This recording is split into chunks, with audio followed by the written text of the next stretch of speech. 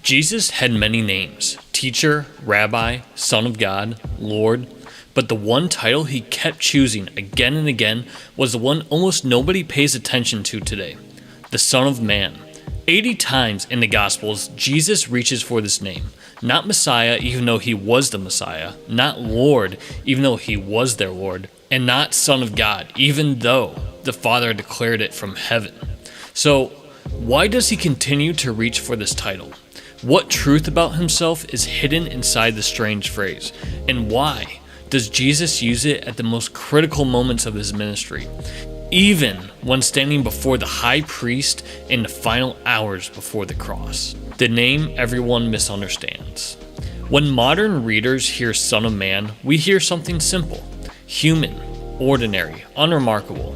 But in Jesus' world, this phrase had two powerful streams running beneath it. One from a prophet who walked through Israel's suffering, and one from a prophet who saw the throne room of heaven. Most Jewish people at the time knew both these streams, but only one man, Jesus, ever stood where both these meanings meet. Before Jesus ever used this title, it appeared all over the Old Testament, but not in the way most people expect. Let's start where the phrase is used the most. In the book of Ezekiel, God called the prophet Son of Man more than 90 times, but the meaning is simple.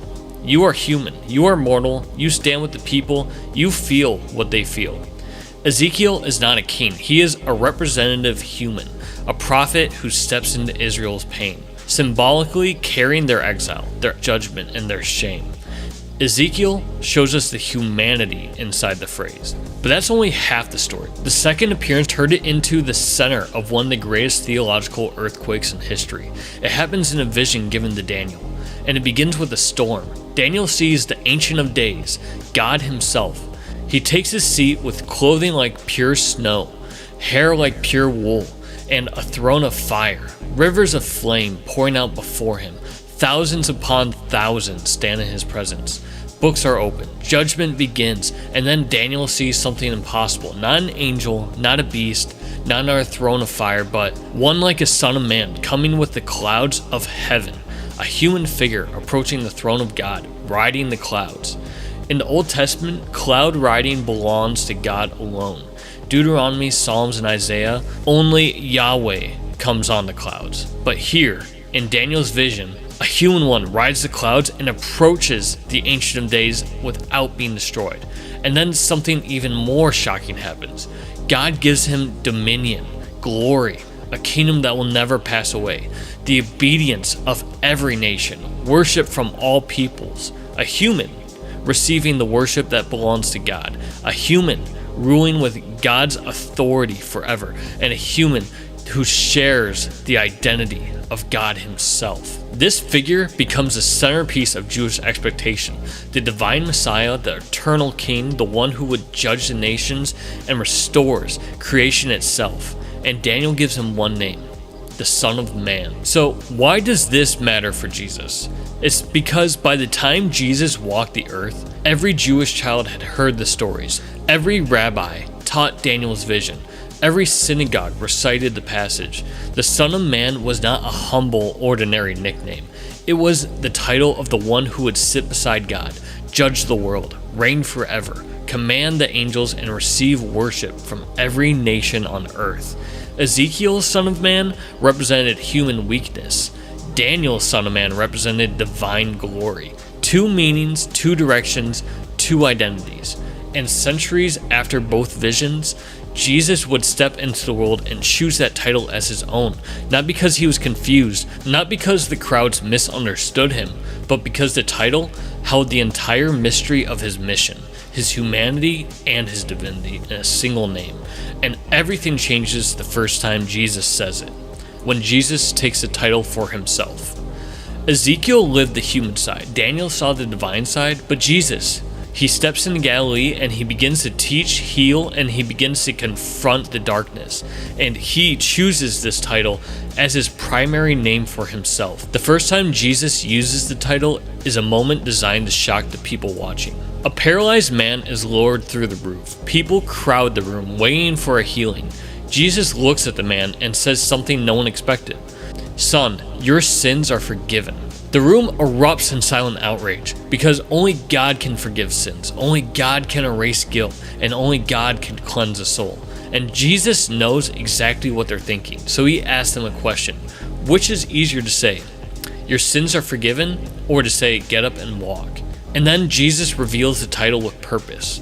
"But so that you may know that the Son of Man has authority on earth to forgive sins," he tells the man, "Rise." The man stands, the room explodes, and Jesus introduces himself with the title holding two impossible truths. He stands with us as a human, and he forgives with the authority of God. The Son of Man from Ezekiel's world and the Son of Man from Daniel's vision have now collided into one person. A title Jesus uses only at the most critical moments. From this point forward, Jesus uses Son of Man in moments of revelation. When he's describing his suffering, the Son of Man must be delivered up. When he predicts his resurrection, the Son of Man will rise on the third day. When he explains his mission, the Son of Man came to seek and to save the lost. When he speaks of final judgment, the Son of Man will come in his glory and all the angels with him. Each time Jesus speaks this title, the clouds of Daniel shift closer, and the humanity of Ezekiel grows more profound. This name becomes the lens through which Jesus reveals everything: his identity, his mission, his suffering, his glory, and his return. But the moment where the meaning becomes unmistakable, where no one in the room misses what he's saying, happens on the final night of his life. It's late. Jesus stands bound before the Sanhedrin. Torches flicker. Witnesses contradict each other. The council grows frustrated through it all. Jesus says nothing, not a word in his defense, not a single interruption. He lets the accusers fall to the floor.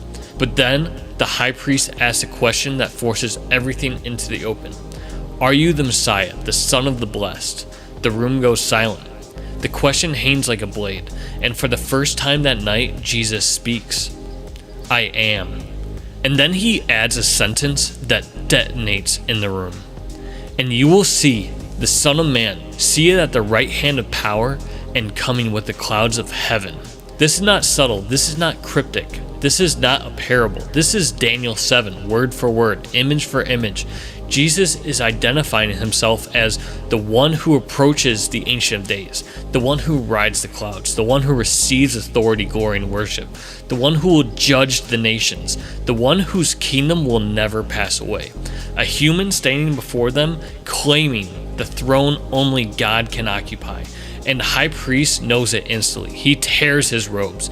Blasphemy! What further witnesses do we need?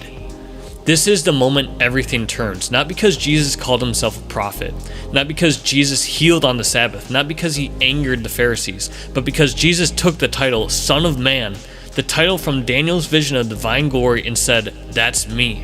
The human Son of Man from Ezekiel's world and the divine Son of Man from Daniel's vision are one and the same person standing in front of them. But even still, they don't see the suffering side of the Son of Man. They only see the divine side of the Son of Man.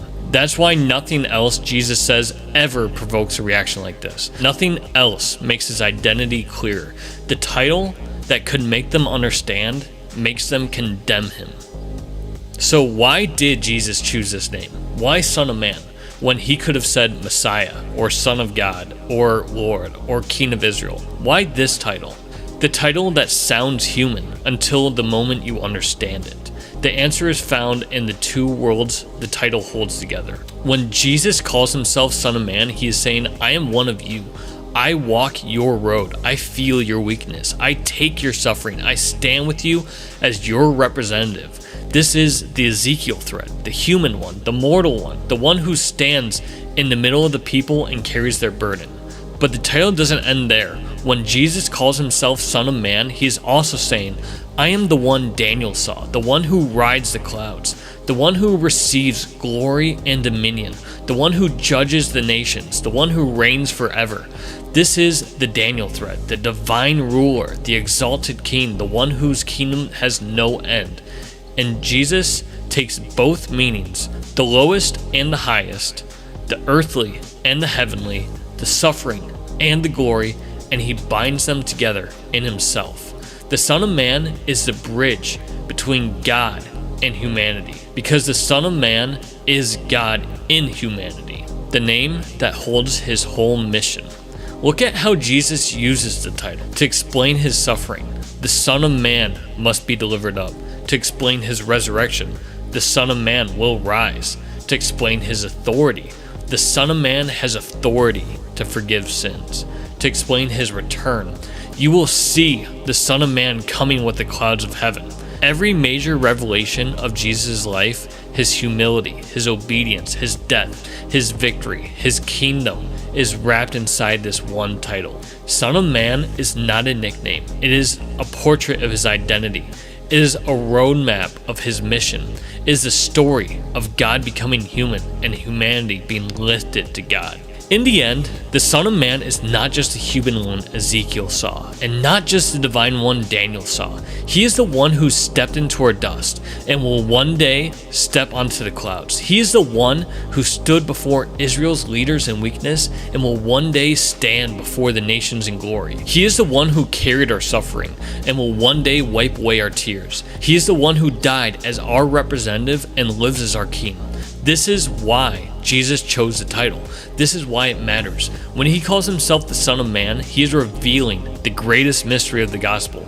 The God who reigns above us is the God who came to walk beside us. The divine Son becomes the human Son, and through him, we become sons and daughters of God.